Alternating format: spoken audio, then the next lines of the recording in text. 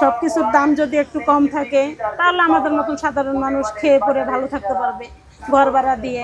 কারণ আমাদের ইনকামের থেকে আমাদের ঘর ভাড়া বেশি, সব কিছুই আমাদের খরচ বেশি। আমার নাম হয়েছে নয়ন বেগম, আর গ্রামের বাড়ি হয়েছে যশোর নড়াইল। আমি সেলাই করি প্রায়, আমার বিয়ে হয়েছে 17 বছর। তো এই 17 বছর আমি দোকানে, আমার আম্মা টেলার্স ছিল, এই টেলার্সে আমার আম্মা চালাইতো।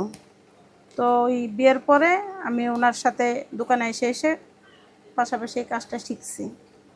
প্রায় 14-15 বছর হবে, 15 বছর হবে। এখন আমি নিজে চালাই। আমার মা মারা গেছে 1 বছর হয়েছে, এখন ওনার ব্যবসাটা আমি নিজে ধরে রাখছি। আমি তো আগে মানে কাজ করতাম, যেমন মাসে ধরেন আপনার কাজ করতাম, আমার সংসার সামলায়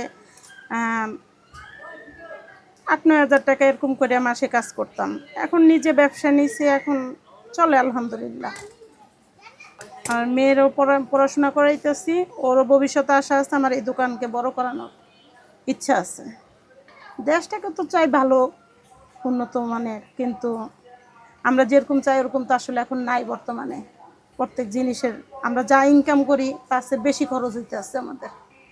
এরকম তো যেরকম কমের মধ্যে চাই ওরকম হয় না। এখন নতুন সরকার আসুক, তারপরে দেখা যাক। এখন কি বলবো বলেন, কিছু বলার নেই।